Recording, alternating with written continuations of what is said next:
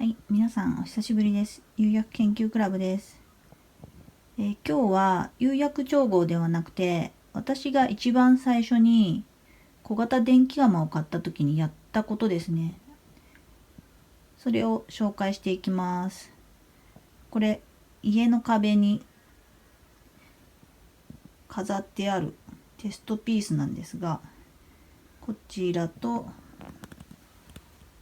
こちら1、2、こっち3段はやろうと思ってそのまま放置されているのですが、テストピースが並んでいます。ちょっと近づくと分かるんですけど、この1210と数字がテストピースに書いてあるんですけど、これが焼成温度ですね。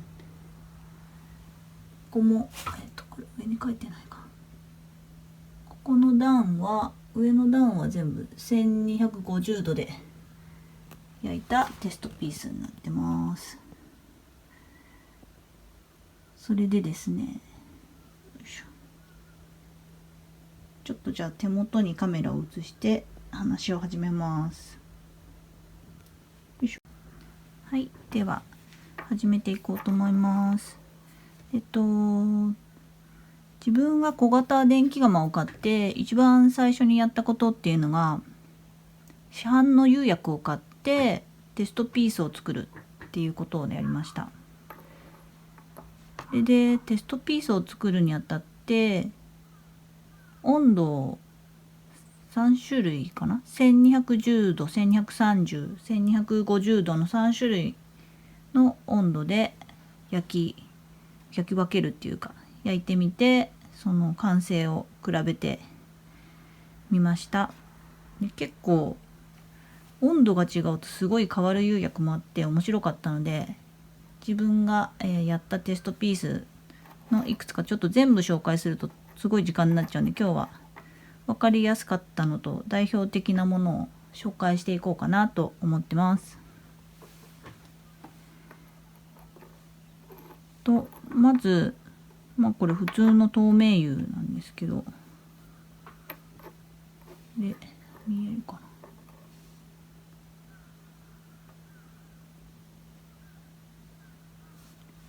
これ210度で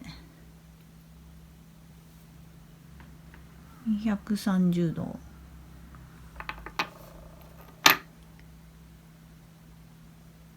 250度ですね。透明釉に関してはそんなに見た目変わんないかなって感じでした。私が使った透明釉はナンバー11っていう陶芸ショップ .com さんとかで買った透明釉だと思うんですけど、はい、こんな感じです。あんまり自分が透明釉使わないので、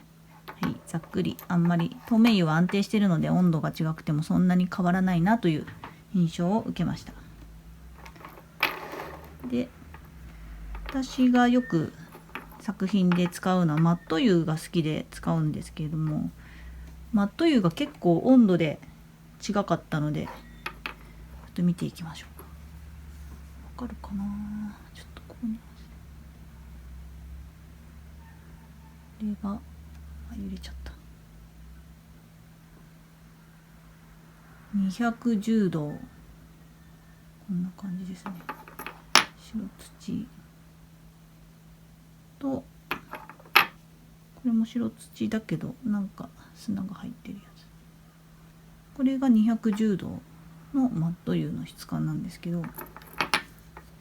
こちらが250度のマット釉の質感ですね。なんだろうこれ、カメラだと、スマホのカメラだと分かりづらいかな。結構違うんですよね、このマット感が。なんて言うんだろうな、もう210度だと、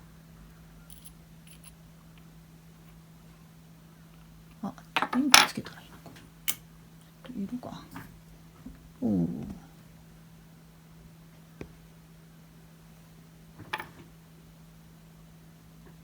210度が上で下が250なんですけど、ちょっと分かりづらいかも。後で写真もつけておきますが、なんかやっぱ210度はマット油のマットがなんかベタってしたなんか生焼けっぽい質感っていうか、そんな感じですね。しかも赤土に関してはなんかちょっとこうひび割れっていうか、ここがひび割れしちゃってるんですよね。縮れちゃってるっていう。こっちは250度の方は結構しっかり、なんか私が思ってる感じのいい感じのマット具合に焼き上がってて、マット油はやっぱ250度とか高温の方が綺麗なのかなっていう風に感じました。あとはまあ自分の作りたい作風、なんかあえてベタってした感じにしたかったら低めの温度で焼くっていうのもありかもしれないですね。はい。透明油とマット油の結果になります。結構面白いんですよね。表情が変わるから温度変化をつけて焼くの。そしてこれが一番やって面白かったのが、陶芸ショップじゃないや、陶芸 .com さんで売ってる青銅マット油っていうマット油薬があるんですけど、すごい青銅みたいな、なんか銅が錆びたみたいな質感の綺麗な釉薬なんですけど、これが最小1230度で焼いたのかな。これなんかすごい全然色がなんか透明になっちゃって、これ青銅マットなんですけど、あれっていう質感で焼かれてて、ホームページのと全然違うじゃんみたいな思って、なんだろうっていうふうに思って1210度で焼いて、で次じゃあ1230度だったらどうかなと思って、あ、これ1250度か、これが1230度だとなんか透明になって、1250度で焼いたらなんか色は出たけど、篠じゃないや、何ですかね、オリベみたいな、こうなんだろう、なんか緑色でちょっと結晶入ってるっぽい質感になって、でもなんか思ってたのとは全然違くて、なんか写真サンプルと違うなぁと、サンプルと違うけどどうしたらサンプルみたいの出るんだろうと思って、次にダメ元じゃないですけど、ちょっと1210度でちょっと試しに焼いてみようと思って、それまで1230と1250しかサンプル作ってなかったんですけど、ちょっと1210やってみようかなっていう、マット油とかも全部その時にまとめて1210度でサンプル作ったんですけど、そしたらこんなに綺麗に青銅マット油が出て、ちょっと感動ですよね。この温度でね、同じ釉薬でもこんなに温度で変わっちゃうんだなっていうのが分かって面白かったですね。でも1210度で焼く、1210度でいい感じで出る釉薬が自分の中でまだ青銅マット油しかないんで、なかなか1210度で自分が焼く機会がないから、あんまり青銅マット油を使わなくなっちゃうっていう事態には陥っているのですが、この1210度で青銅マット油が綺麗に出た時はちょっと感動しましたね。ということで、今回は短くなりますが、いろんな温度で市販の釉薬を焼いてみようという、焼いた結果がこんなんでしたという話になります。しばらく動画投稿を休んでいたのですが、またぼちぼち再開しようと思うのでよろしくお願いします。で、動画投稿を休んでた理由なんですけど、去年の春ぐらいからものすごく手が荒れてしまって、もうね、制作どころか家事もできないぐらいになって、これはまずいぞと思って、しばらくこう制作もそうですけど、水に触ることを極力控えて1年間過ごしておりました。でおかげで回復して、もともと手皮膚弱いんで無理しないようにやっていこうかと思っています。あと手荒れの治し方が結構ね面白い病院を見つけて、保湿をしないっていう、脱保湿って検索するといろいろ出てくるんですけど、そういう病院でそういう皮膚科の考え方の先生で、自然治癒力みたいな感じで、もう保湿を一切しないで手荒れを治しました。でこれ前はだから去年までとかはもうワセリンをもう1日も10回ぐらいもうすぐ手荒れちゃうんで、水触ったらすぐ塗るみたいな生活だったんですけど、今は何も塗らないでこれぐらいを維持できててよかったんですけど、荒れやすいんでちょっとこれからはこのちょっと汚いんですけど、このなんか手袋をして制作をしようかなと、見えるかな、思っております。ちょっとね泥ついちゃって汚いんですけ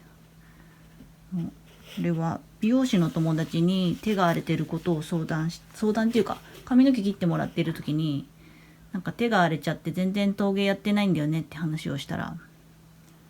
なんかこの手袋いいよって美容師さんがカラーとかやるときに